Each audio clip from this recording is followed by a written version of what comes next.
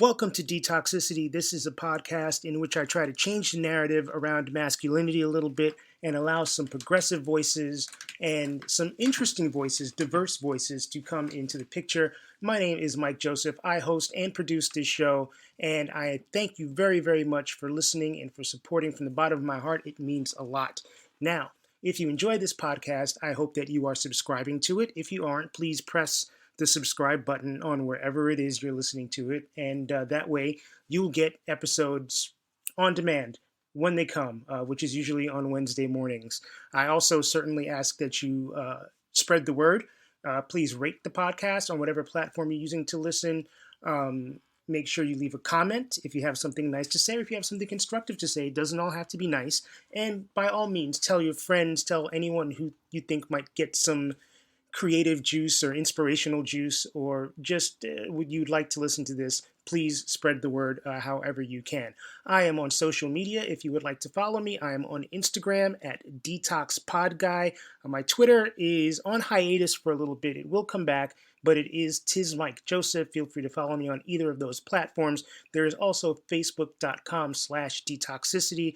And if you have a comment, you can email me, detoxpod@gmail.com. I am always on the lookout for new guests. So if you know somebody who you think has an interesting story to tell or something to add to the overall conversation around detoxifying masculinity, please reach out to me via any of those platforms. And certainly if you yourself would like to be a part of this podcast, please reach out. Let me know. Once again, I thank you for listening. What's the dream for you? Do you think that status and money can buy you happiness? Is a six-figure paycheck and a jet-set lifestyle your ultimate goal? While I'm not saying those aren't good goals to have, there are plenty of people who have reached what they thought was the mountaintop, only to realize that what they wanted wasn't there. Such is the case with this episode's guest, Jared Salekin. For a while, Jared was a baller. He put his entrepreneurial mindset to good use, and then at the age of 25 had an epiphany and turned his back on everything that had built him up until that point and started over. These days, he runs a food business and works primarily as a mental health advocate with a podcast called The Journey with Jared, which is how I found out about him. In addition to discussing Jared's quarter-life crisis and why he is now such a staunch supporter of mental health awareness, he and I also go deep on body dysmorphia and how it can affect men, how he feels these days about honesty and confrontation, and we talk about the stereotypes that somewhat fairly apply to his native Canada, and I believe he is our first guest on Detox located outside the US. So everybody, welcome Jared. Enjoy the conversation. My name's Jared Salekin from Calgary, Alberta, Canada. I have lived kind of a non-traditional path, jump around a whole bunch. Went to university, did a Bachelor of Science degree, realized I was never going to use it, I would say in my third or fourth year there, but fell in love with entrepreneurship, which kind of started me down a cool path. So I ran a small little painting business while I was in university, did pretty well with it, was able to pay for university myself by doing it. After that, I did a cold pressed juice company. I did a meal prep and delivery company, ran a restaurant for a little while with never working a day in my life in a restaurant. I was like, I've eaten at restaurants before, but never worked in one, but ended up running it for a couple of years, which kind of led me to what I deemed my quarter life crisis, which I thought was amazing branding. And I was a genius for coming up with that. And then I started talking to people and realized that no, it's a very common thing. It's a real thing. Yeah. Yeah. As much as I would have liked to think, I was not the only one that went through it, but blew up my life at 25, walked away from the business I'd been building for 3 years, walked away from almost every relationship in my life, really committed to my mental health, a bunch of personal development. A little bit before that, I had started therapy, which led to some of those realizations about my life and why it wasn't necessarily the life that I wanted to be living, and was actually very unconscious. And I was driven by a lot of things that weren't actually my own wants and desires. And then from there, joined a men's group. COVID hit, which for the first time in my life, I was forced to stop and, kind of joke that I locked myself in my room for a year and had to deal with my demons. And many of us did that. Yeah. But had to go through a lot, work on a lot of old programming, looked back at a lot of things in my childhood, some of the things that had led me to my thought patterns, living life for others, trying to gain approval, a bunch of that different kind of things. And then emerged from that after, 2-ish years. I thought I was fine, and then realized I was still working through things. Now, just working as a bartender to pay the bills and have a couple different side projects on the go. The first one being how we actually met was I have a podcast, Mm-hmm. Journey with Jared, and where that kind of started was through that quarter life crisis. While in the men's group, we were setting goals, and it was something that scared me the most to do, is to put myself out there to be in the quote unquote spotlight of having the attention on me. And I really made the commitment to talk about a lot of the things that I personally struggled with, and didn't really know what it was going to be about when I first started it, but it really turned and morphed into focused around a lot of mental health, personal development, just talking to a lot of people of all different ages, but a lot of people in our age group, their life, their struggles, just having cool conversations with cool people.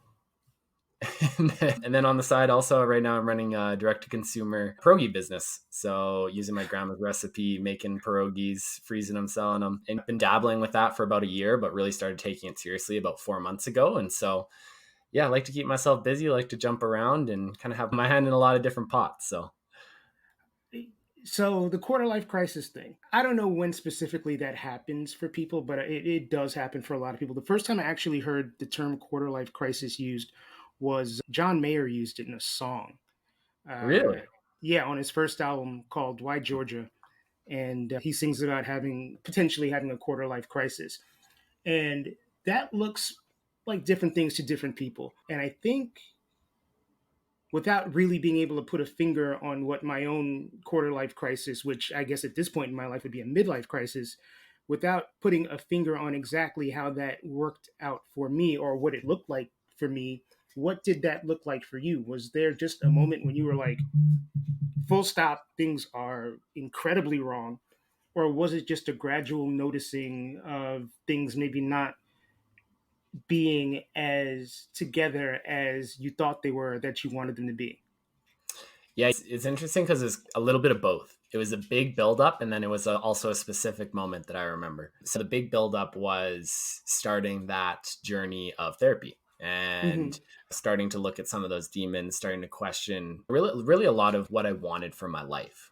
And I kind of went into that a little bit in the intro, but to expand on it, starting to ask myself, why are you doing this? Why do you act this way? Why do you think this way?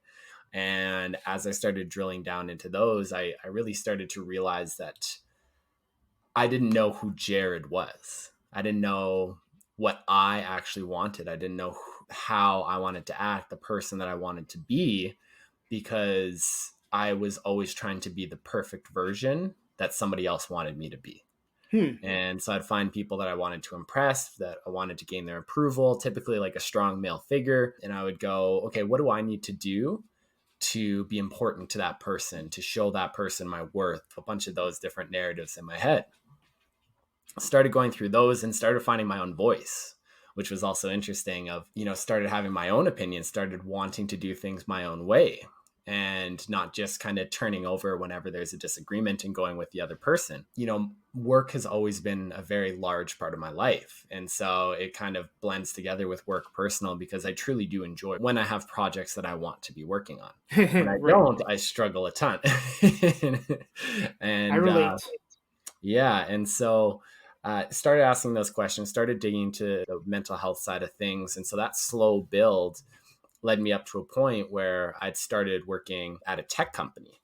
And from the outside looking in, I was traveling the world for free, basically. Like in a year, I went to New York twice. I went to Vegas twice, did London, England, Germany. I spent a month in Dubai, kind of as a traveling sales guy. I had a nice title in the company, and was just not happy at all. And it was realizing it was the first time I'd been put into a box for a long time. It was a lot of times I had so much freedom to go and do whatever I wanted and kind of do things my way. And for the first time, here's this employee box that you have to fit into, and you have to do things a certain way, and you don't have that freedom. And honestly, I turned into a terrible employee. And I would sit there, I'd sit on my computer, I'd read articles all day. For the 8 hours of work that I would do, is probably only 3 hours that I was actually working. Mm-hmm. And that's what led to that one big moment.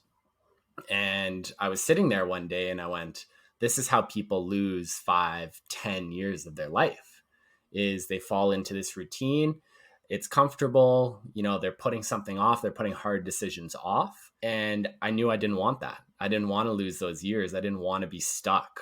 And so I had to do a pretty big break, pretty clean break. It was right around the time that I had hip surgery as well. And so that made it a little bit easier of it was an external thing of no, I actually need to physically leave.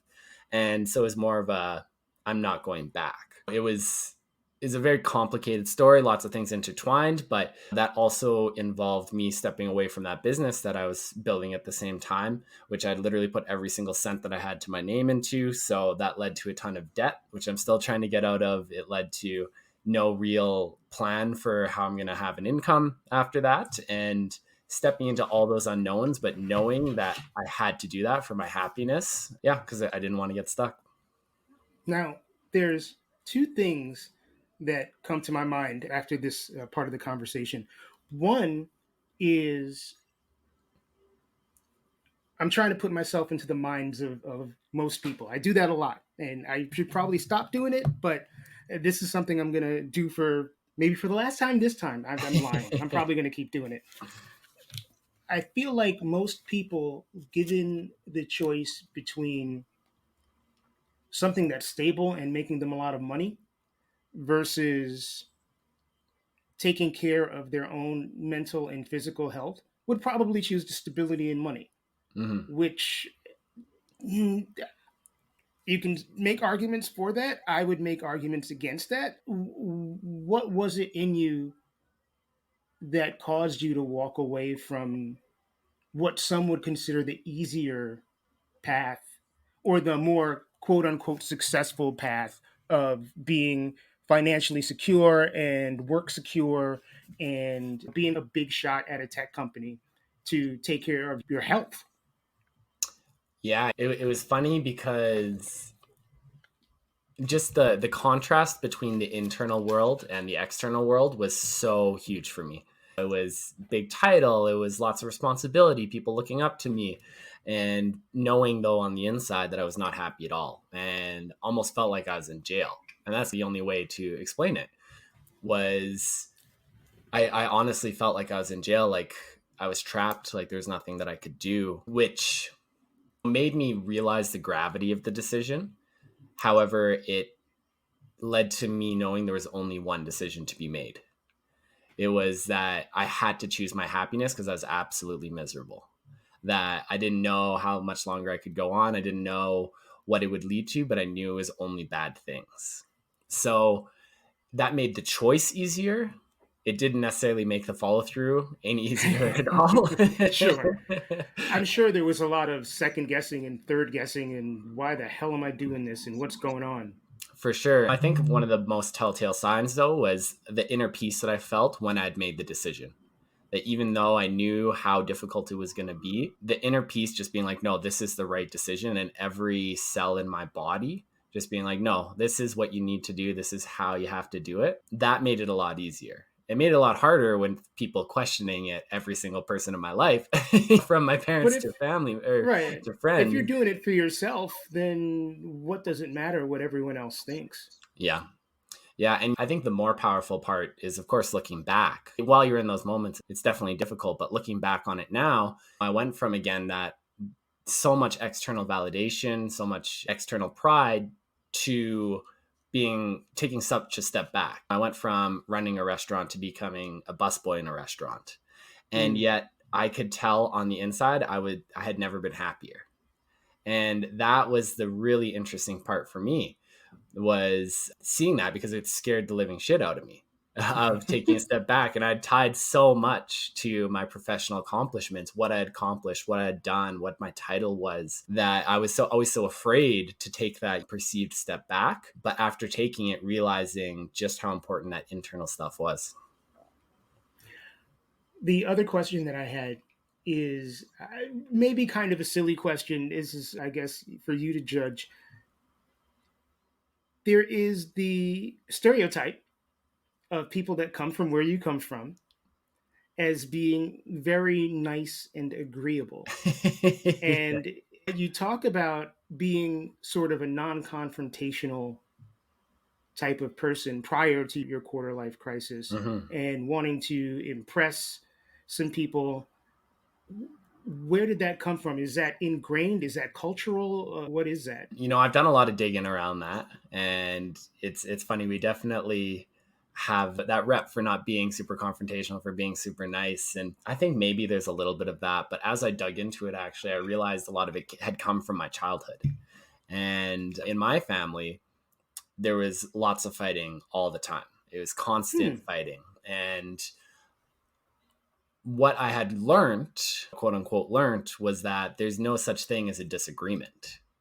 There's you're fine or you're a 10 out of 10 screaming. Holy And shit! Yeah. yeah. Okay. And so because of that conditioning, I was always so afraid of confrontation because in my mind, subconsciously, I went, no, if I disagree with this person, if I get into a disagreement with them, it's going to turn into a screaming match. We have to go 10 out of 10. There's no other option. There's no 6 out of 10. There's no 7 out of 10, or like crazy to think about like a 2.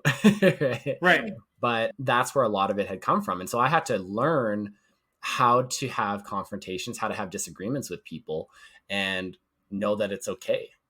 We can have a disagreement and then we can go back to being fine right afterwards because we don't have to agree on every single thing. So that's where a lot of my fear of confrontation had come from. And where are you in that process? I mention this because I'm still trying to kind of figure that out myself. I have historically, as an adult, been a non confrontational human being because I also tend to go from 0 to 10. And it's more of self protection Yeah. than it is anything else. Where are you in your journey to be able to confront people or face a confrontation without feeling attacked or like you have to attack? A lot better.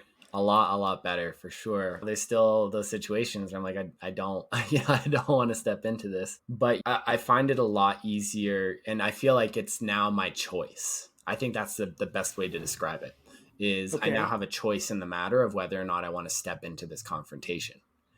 Do I want to engage or do I not want to engage? And that can be from any multitude of different reasons. It might be just, I don't find it's not important enough for me to cause that confrontation. It could be this scares me. I don't want to step into this confrontation. But I was given a lot of leeway in the men's group, and that's kind of where I got to experiment with it.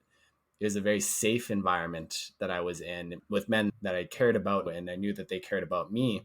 And because of that, I was able to play around with it. I was able to step into it and know that if I went a little too far, then that was okay. They would pull me back.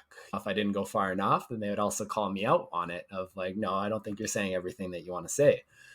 And so being able to feel those consequences and learn how to do it and learn your body's reaction to it. And honestly, I think because I had suppressed it for so long, whenever that confrontation would come up, it was the years of anger or The pent anxiety up. or whatever Uh coming huh. up and it feeling like it's going to explode. And so it almost felt like that pressure valve of slowly letting it a little bit out and a little bit out and a little bit out. Of a lot of times I can step into it a lot calmer now. And so, yeah, great strides, but not perfect yet.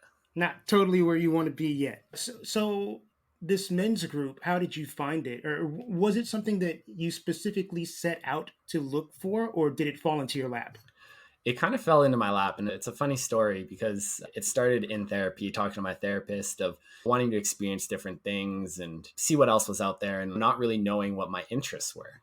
And so she said, just keep an eye out and look for different things and try them. Like you don't know until you actually go and try them. And so randomly one day on Instagram, I was scrolling through and I saw a face and I was like, I know this guy. Where do I know this guy from? And a person that I knew did a bio on my now good friend Andy. And I read through it and talked about he had started this thing called King of Hearts with a couple of other guys. And it was talking about men's mental health and they were doing a meetup. And so I looked into it and I went, I'll show up. Right. And I didn't tell a soul I was going. I went by myself. I told myself, I'm not going to say a word when I get there. I'm going to hide in the corner. I'm just going to observe. We're going to see what it's like. And it was the first time that I had heard other people talking about things that I struggled with. Right. And whether that be, I remember the most powerful and concrete example I have is it coming up of other men struggling with body image issues. And be like, wait, guys aren't allowed to struggle with that. I'm the only one that struggles with that. And hearing that, actually being able to share a little bit in that first meetup, voicing my opinions, sharing some of my struggles, and getting to know those guys a little bit more. And, they let me know that they were starting a men's group as well. And it was a little more intense, go a little bit more into depth. It's, the same people instead of open to everybody. And just something about it when I want to try that out. I want to see what it's all about. And one thing led to another. I was part of the group for about a year before I stepped away. And it's crazy to me. Some of my best friends in my life are still from that group that I randomly saw from an Instagram post of that guy kind of looks familiar. So I feel like relationships grow or relationships become more solid the more you reveal to a person or the deeper that person or those people know you. And one thing that I try to constantly bring up on this podcast and even in my non-podcast life is the idea that you're not in a good relationship unless, I mean, that person doesn't have to know every single thing about you, but you have to have a relationship that's predicated on honesty. And men in particular, I don't know if we are trained or conditioned to not bullshit people. So assuming that you were brought up in a similar fashion, what has it been like to really kind of take off the cloak and reveal yourself and be emotionally honest to people for that sure. aren't like a blood family member or a romantic partner or something like that? As I started discovering more and looking back on my life and started on that journey, I realized that one of my biggest struggles was perfection. And I had this idea in my head that in order to be worthy of love, I need to be perfect. And what that led to was never truly being vulnerable with anybody, because I can't tell you something that is wrong with me because that means I'm not perfect. I can't have anything Mm. wrong with me. That means I'm not perfect. If I'm not perfect, you're not going to like me. And so I'm going to not only be the person that I think you want me to be, but I'm not going to tell you anything I'm actually struggling with. And so breaking that down and actually being vulnerable, actually telling, people that I struggle with things, it seemed like the end of the world. That if I tell them this one little minor thing, or if I disagree with They're gonna them, hate me. they're gonna hate me. They're they're never gonna talk to me again. That's the end of this relationship. And it was crazy of time and time again. I was showing that it actually brings people closer, just like you said. They felt like they were able to relate more to me, and then they would open up more to me. And it challenged every single thinking pattern that I had my entire life of like, wait a minute, you like me more because there's things wrong with me? That can't be right. And trying it out more and more and more, not only with more superficial things, but really diving deep into my core insecurities, the core struggles, some of the things that I've gone through, and realizing not only, yes, it brings us closer, but I've always been a very supportive person, and it allows me to support those people better as well. So how does the line flow from men's group to podcast? Yeah. So in the group, we used to do monthly goals. And so I'd kind of talked about it, and I mentioned it very briefly earlier. Was one thing I realized, the thing that I wanted most in the world and the thing that scared me the most in the world was being in the quote unquote spotlight. And that doesn't necessarily mean like fame or anything like that, but having the attention on me, having people see me, having people hear me. That's all I ever wanted. And as soon as the attention was on me, it felt so uncomfortable. I was like, no, get it off. And so after realizing that, I went, okay, well, if I do something out in public, that kind of hits that chord. And I'm like, I can talk to people, right? I can do a podcast. I'm sure that'll be fine. And so I set the goal for myself. I had to do 3 podcast episodes in that month. I recorded them, no problem. When you're just recording, when it's just you and another person, of course, nerves, but I can get through that. And Sure. then the day came, it was like the last day of the month. Like, okay, I need to publish these now. And there was no big announcement. I hadn't told many people about it. And it took me 45 minutes to hit the button. Everything was uploaded. Ha! Everything was Were ready you to go. just Yeah. were you just sitting there with your finger over the keyboard, like second guessing yourself again? Yeah, literally, like I'd go to hit it and I'd be like, no, you know what? Okay, let's think about this. Think about it. Go to hit it again. No, no, no, I'm not ready. Go take a lap around the room and 5 more minutes. 5 more minutes. 5 more minutes. Yeah. And finally it was just like, okay, I gotta hit it. And it felt like a life or death situation. It was crazy, the just visceral reaction that I was getting to putting this out there. And in the first couple episodes, I don't even think that I shared that much about me. It was mostly just the guests and asking them questions. Yeah. So I did that. I kept the goals going of so many episodes and forced myself to basically do once a week for the first year or a little bit over a year. And it led to me growing a ton. And, you know, a little bit selfishly, a lot of my own growth came from that. And again, that idea of perfection, for me, putting it out in public of my struggles. And I did an episode on body image. I've done episodes on me going to therapy, you know, some of my insecurities. It was funny how freeing it was of shining lights on those things and not keeping them in the dark and letting them fester. And even if there's only a couple of people that listen to the episode, in my brain, I'm like, no, I've put this out to the world. So I can just assume now that everybody knows it. I don't have to worry about them finding out anymore. I don't have to worry about them figuring out what I struggle with or seeing that I'm insecure about this, because it's out there already. So I can just assume that they know. Has that changed your personal relationships at all? It has, for sure. It has definitely changed them, and it's allowed me to be more myself. And it was funny, I was just saying this the other day of, for the first time in my life, I feel like I'm discovering who Jared actually is, which is a really cool feeling for me because I'd never experienced that. And like we had just finished talking about it, it definitely brought me closer to a lot of different people. And it's also allowed me to support them in such more deep ways. And I can now pull from my own experiences and working through them. Instead of really keeping it at that surface level, we're able to really go into it. And I'm able to share with them and create that vulnerability to allow them to open up to me, of leading with my own vulnerability. Hey, I've struggled with this, or, oh, you know, it might be similar to this time when I was going through this, or just It's a showing them two-way that street. piece of yourself allows them to open up to me a lot more so that we can really get into the problem instead of dancing around it. And again, that leads to a stronger bond. I think when you're upfront with people, when you're open and honest with people, most times they will give you that honest energy back. And it just leads to a more transparent, deeper conversation, for lack of a better term. For sure. And as we started to open up, seeing old friendships get closer, of we've known each other for 5 years, and yet in this last 6 months, I feel like, you know, we've gotten 10 times closer than in the, you know, 4.5 years before that. Or, Right. you know, the other interesting one for me was these new relationships that I've built, whether they be friendships, or romantic relationships or whatever they may be, you know, feeling closer to them and feeling like I know them more than some of those people I've known my entire life.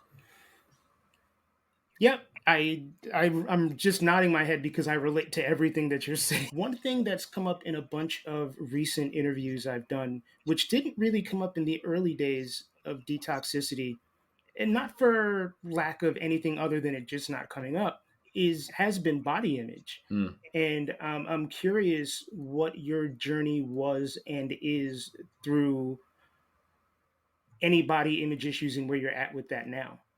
for sure. Yeah. It was something that I struggled with for a very, very long time, and, you know, still do to a degree, of thinking back on it as a child and being bullied for being chubby or whatever it might be, you know, as kids do, but internalizing that so much and taking it as part of my identity, which is so funny because I always identified myself as fat or chubby or whatever it might be.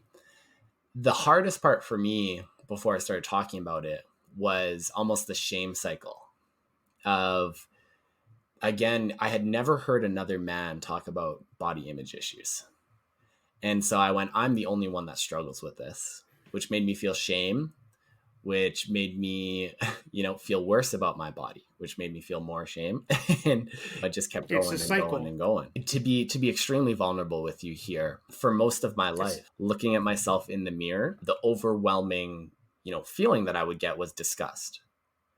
of every single thing about me. I would pick out, I would go, this isn't good enough. That looks bad, crazy little things. And as I look back on it, seeing just how, ridiculous some of them were, of like, ooh, my right shoulder's bigger than my left shoulder, right? Or my calves aren't as developed as they should be. And even if something got better, I would just go and pick on something else. It got to the point where I remember in junior high, I was always very self-conscious about my chest and like having man boobs. And so I actually changed my posture to be crouched over, and I would bring my shoulders forward to hide my chest. And that's how I always walked around. That's how you would walk? That's how I walked. That's how I stood. That was me all the time. I was so uncomfortable. I didn't want anyone to see my chest that I'd try to hide it in my everyday life. And really realizing that something was up, because I've gone through 2 major weight losses in my life. The first time I lost 50 pounds. And then over the last, 2 years ago, I lost 40 pounds. And especially in that first one, going from, I was 245 at my heaviest, and I went down to 195, and I did not see my body any differently. Looking back on it, I realized, body image actually has nothing to do with how you look. It's all about how you perceive yourself. Mm-hmm.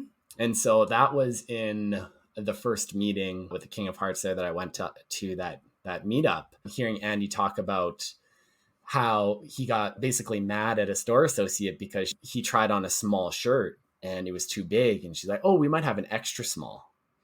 And that just wrecking him of like, I haven't been working out enough. I'm tiny again and blah, blah, blah. And it blew my mind because it's the complete opposite of me.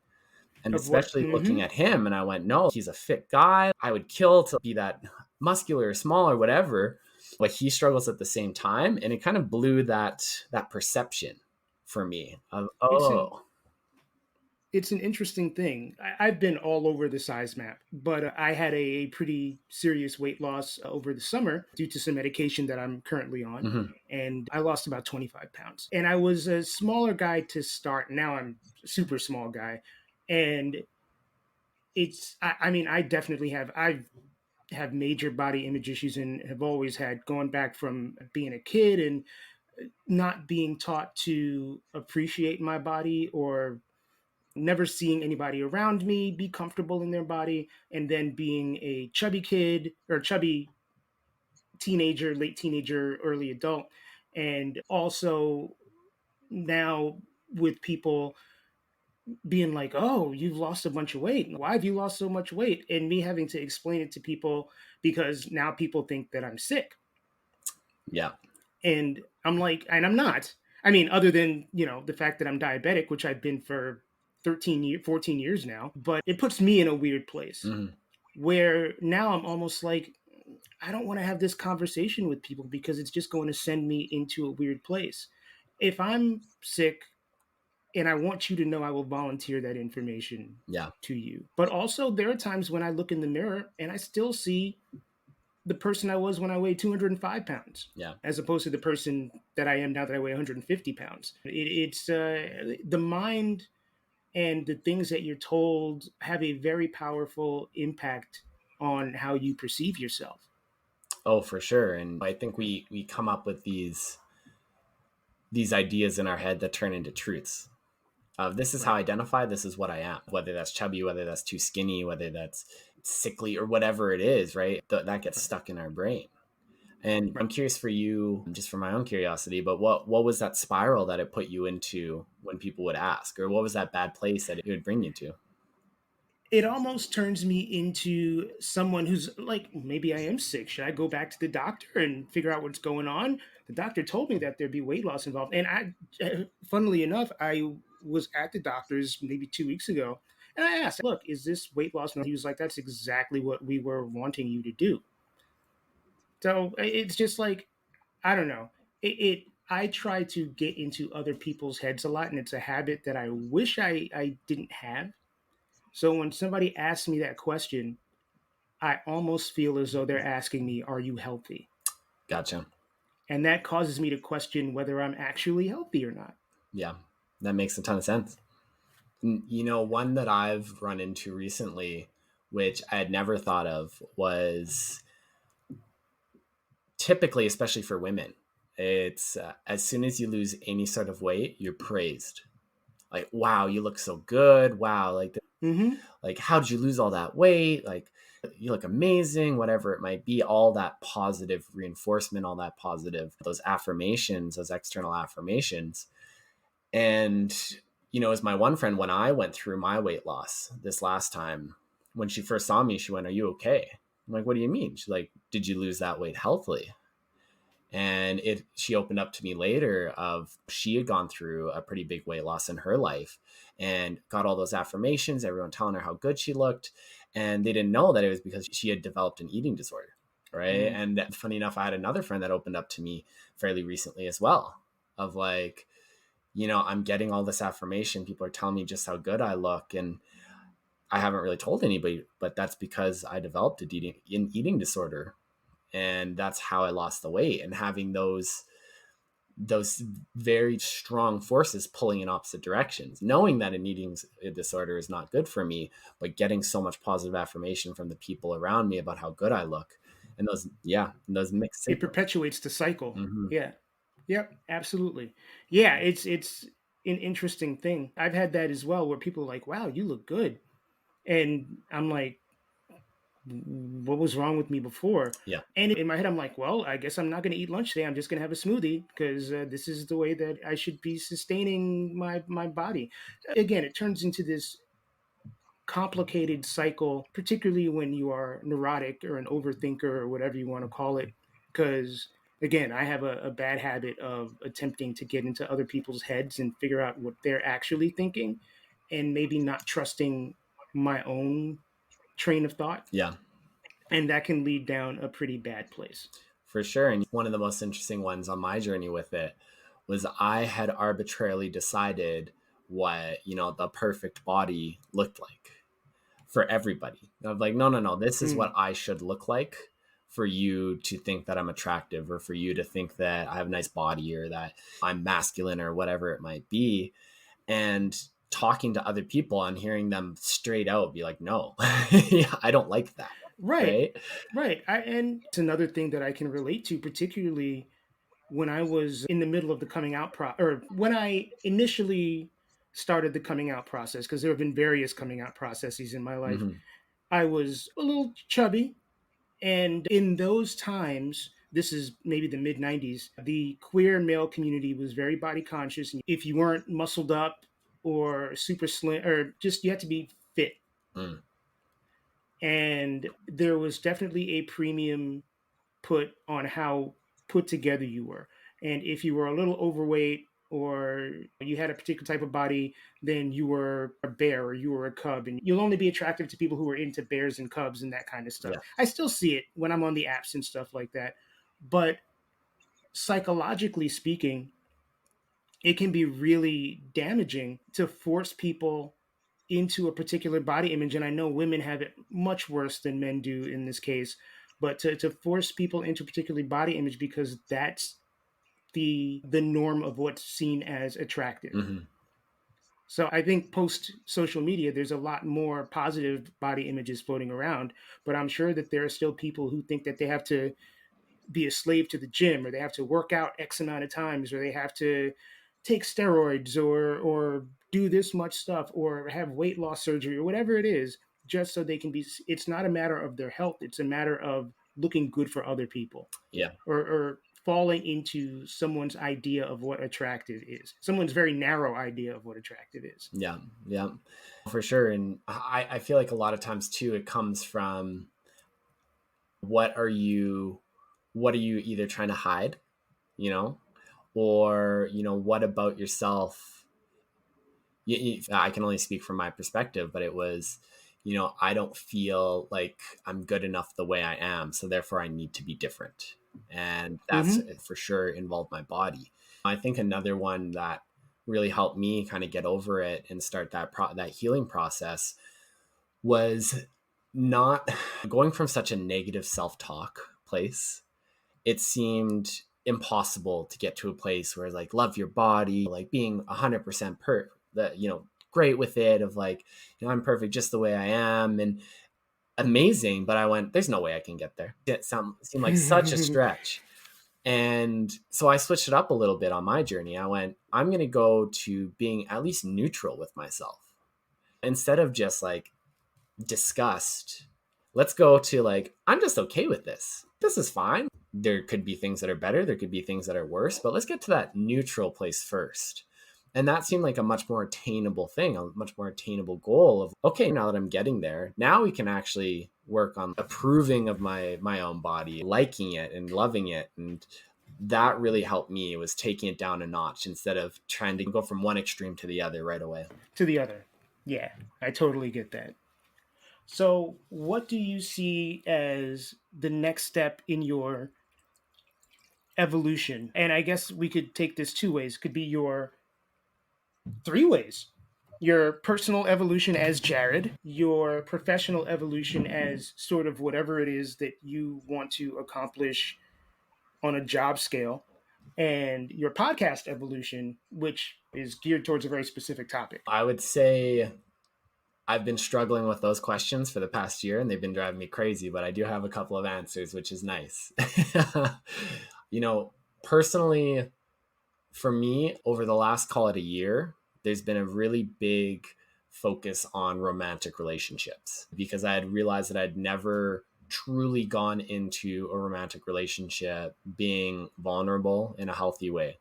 And so exploring those, being close to somebody, actually being vulnerable with them, you know, showing them my true colors instead of trying to hide it, everything like that, that has been a really cool journey for myself. And then just continuing to figure out who Jared actually is. Like, what do I like to do? What do I want to do? What's the kind of person that I want to be? So that's on the personal side. On the professional side, I'd love to get back to being able to work on my own projects full time, whatever they might be. Again, like my personal and professional lives are so intertwined that I need those projects that I enjoy doing to truly be happy. I like being busy. I like working a lot, sometimes a little bit too much, but I mean, workaholism is a major thing. yeah, I think it's fine. Where I always question myself is I wonder if I'm working as much as I am to cover something else up. for sure. And I had to deconstruct that over the last 2 years a ton for myself because I was definitely working to cover things up. And so once I took that away, I went, well, do I still have these ambitions? Do I still want to work this much? Do I still want all the things that I thought I wanted? Now, the answer was yes to most of them, but in a very different way. And so I had to do a lot of hard conversations with myself and bringing it up to others and having them try to poke holes in it of, are these the things I actually want to be doing? And luckily I found yes in a sustainable way. And as long as I'm not doing it, like you said, to cover those things up. And then for the podcast, I went through a big reset over the last, call it 6 months. So as I was explaining, of the reason I had started it was for a lot of my own journey. And it used to be that just recording an episode was enough because it pushed me out of my comfort zone. I got to learn a lot about myself. I got to talk about those topics that, scared me. But as I got more and more comfortable with it, I went, okay, I need to figure out what is my actual goal with it now. Now that I feel comfortable putting myself out there, now that I feel comfortable having these types of conversations about myself, where do I want to go from here? What direction do I want to talk about? What topics do I want to talk about? And so I had to do a lot of thinking on that. And I found my stride again over the last couple of months, and I've recorded a lot of episodes and found that passion for it again. Still need to release all of them, including ours, but they're on there. No rush. They're on there, and I've had a lot of really good conversations with a lot of amazing people that have reminded me why, one of the core reasons why I started it in the first place, and just having the tough conversations that maybe a lot of other people are afraid to have or don't want to have or uncomfortable having. Because I remember one of the hardest things in my own journey was feeling like I was alone and feeling like I was the only one struggling with these things. And so putting those out there, letting people know that other people struggle with them too. And even if that helps just one person, it's all worth it. And so going back to that and ignoring the numbers, ignoring what it can do for me, and going back to, if I can help one person, then it's definitely worth it. Because if this can help one person on their own journey to discovering themselves, that's more than enough. Yeah, I agree with you there. As much as, I would like for this thing to, and I don't mean to sound crass, like I would like Detoxicity to make some money. Yep. but it is not my primary motivation. My primary motivation is to put these topics out into the world and to help people. And like you said, if one person says, "Oh, okay, I'm going to see a therapist," if one person says, "Okay, I'm going to reconsider my own conditioned masculinity and try to work to be a better person," then I've done my job. And it doesn't matter if I get paid $1,000 or a penny. It's worth it. Now, there's a balance because this is labor intensive, and I would like to get paid for it somehow, but I'm not trying to be commercialist about it at all, or trying to be at least very minimally commercialist about it. The important thing is the message. For sure. And one thing that's helped me a ton with that is realizing that they aren't mutually exclusive. You can help others and help yourself at the same time. You can do it for selfish reasons, and that doesn't mean that you don't also have selfless reasons. And just because you make money off of it doesn't mean that you don't care about the people on the other side. And that's really helped me in thinking about it, because I love entrepreneurship. I love making money. I'm super competitive to my core of anything. Is that a good thing or a bad thing, or both or neither? I think it's more context driven than anything, of why are you competitive, in what settings is it appropriate, kind of thing. But I don't think it's a bad thing by any means. I can be competitive about throwing that paperclip at the wall with you, which I will be, but we can still be friends afterwards. Right? If we're out playing whatever, basketball, football, like a sport, if we're playing sports, I'm gonna be dirty, I'm gonna push you, I'm gonna I say the same thing. Athletically speaking, particularly, like, even though I am short and old, I my aim is to kick your yeah, ass. And it doesn't get to a point that it did when I was younger, where I was competitive in a very negative sense and was a sore loser and would get into fights and all that stuff. But I like winning. yeah, yeah. Yeah. And there's no shame in saying that. Like, No, it's totally cool. no, you can want to win. You can go out there and do anything you can to win. I think it's more accepting your loss when it's handed to you. Yeah, Yeah. absolutely. Absolutely. So I'm going to ask one completely off topic last Okay. question. Because one thing I've noticed while doing this is that I'm interviewing, it's funny. When I started this podcast, my goal was to just kind of go around with a little pocket recorder and just have conversations with people in New York. And COVID happened literally a week after the first episode went live. Yeah. And it was like, okay, we're going to have to, at least temporarily, change the way that we do things. And because of that, thank goodness, the amount of people that I could speak to opened up. And I think you're the first person actually in Canada that I am speaking to, Cool. but I've spoken to people all across the United States. So I don't know much about Canada. I've been to Toronto Yeah. once and would love to go back. I've met some very, very nice Canadians. What is. Yeah, it's funny really quickly too, though, very similar to my story. I was like, I'm just gonna set up the recording, have people come to wherever. I was doing it at like the library, and then COVID hit, and I'm like, oh shit, now what? And just getting to meet people from all over the place is a blessing in disguise for sure. But Calgary's an Yeah. interesting place, so where I'm in my province, it's called Alberta. They call us like Little Texas. We're basically the Texas of Canada, very oil driven. So lots of oil, lots of money Okay. here. I would say it tends to be a little bit more conservative as a whole, as opposed to the rest of the country. We have the Rocky Mountains an hour and a half away from us. We have Banff National Park, and which is absolutely beautiful. If you can ever get out there, it's a joy. But we go from we're very dry of like very hot to very cold too. Oh, I need to try to figure out some Fahrenheit ones, right? Plus 30 in the summers sometimes, and then just literally this week it's been negative 40 with the wind chill Celsius. And so, yeah. I need to go through my converter here. Yeah. Let's see what Google says. The negative 40 minus 40 Celsius equals what in Fahrenheit? It's not telling me anything. Anyway, let's just. It's probably cold. That is probably very cold. Yes, very, very cold. Let's see. I'm going to see if I can find out. I'm curious. But yeah. Oh, it's literally negative 40 Celsius, or sorry, Fahrenheit as well. That's see, it came up as -40 as well. And I was like, that can't be Yeah. right. I guess But it yeah, is. so call it 86 in the summer, -40 in the winter. Big swings like that. We also get things called Chinooks, where like literally it'll be -40, and it'll swing all the way up into like above freezing in the middle of winter for a couple days, then go right back down. Like it's a very spread out city, a huge hockey town, and we love hockey. Everyone here is a Flames fan kind of thing. Like I'm only a casual fan and I'm an outcast basically, right? Like I was born and raised here, so for me it's just like things just seem normal. We have the Calgary Stampede, which is huge in the summertime, and literally like What it's is that? literally 10 days the whole city shuts down basically and just parties. Like they have a huge rodeo, it's like a big carnival on the side too, so rides like literally businesses, people just know that you're not working during Stampede. Everyone's just drunk for like 10 days. It's weird. It's like, yeah. So I would say those are some Okay. highlights or lowlights depending how you look at it of Calgary.